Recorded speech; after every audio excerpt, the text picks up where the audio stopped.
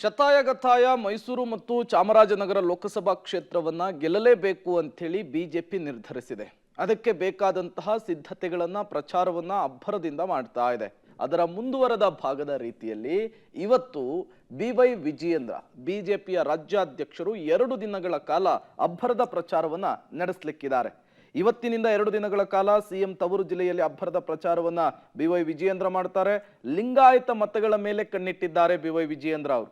ಬೆಳಗ್ಗೆ 11 ಗಂಟೆಗೆ ಪ್ರಬುದ್ಧರ ಜೊತೆಗೆ ಸಭೆಯನ್ನು ನಡೆಸ್ತಾರೆ B Y Vijayendra. At the same time ಅವರಿಗೆ ಹಳೆ ಮೈಸೂರು ಭಾಗದಲ್ಲೂ ಕೂಡ ಲಿಂಗಾಯತ ಸಮುದಾಯದ ಮೇಲೆ ಒಂದು ಒಳ್ಳೆ ಹೋಲ್ಡ್ ಇದೆ. ಅದನ್ನ ಎನ್ಕ್ಯಾಶ್ ಮಾಡ್ಕೊಳ್ಳೋದಕ್ಕೆ ಬಿಜೆಪಿ ಮುಂದಾದಂತೆ ಕಾಣಿಸ್ತಾ ಇದೆ. ಇನ್ನು ಮಧ್ಯಾಹ್ನ 12ಕ್ಕೆ ಒಬಿಸಿ ಮೋರ್ಚಾ ಸಮಾವೇಶದಲ್ಲಿ ವಿಜಯೇಂದ್ರ ಭಾಗಿಯಾಗ್ತಾರೆ. ಇನ್ನು ಮಧ್ಯಾಹ್ನ 1 ಗಂಟೆಯ ನಂತರ HD ಕೋಟೆ, ಸರಗೂರು, ನಂಜನಗೂಡಿನಲ್ಲಿ ವಿಜಯೇಂದ್ರ ರೋಡ್ ಶೋ ಇದೆ. ಈ ರೋಡ್ ಶೋ ನಡೆಸುವ ಮೂಲಕ ಬಿಜೆಪಿ ಅಭ್ಯರ್ಥಿ ಬಾಲರಾಜ್ ಪರವಾಗಿ ಮತಯಾಚನೆ ಮಾಡ್ತಾರೆ. ಸಂಜೆ ಮೈಸೂರು, ಚಾಮರಾಜನಗರ ಕ್ಷೇತ್ರದ ಪ್ರಮುಖರ ಜೊತೆಗೆ ಸಭೆಯನ್ನು ನಡೆಸ್ತಾರೆ ಬಿವೈ ವಿಜಯೇಂದ್ರ.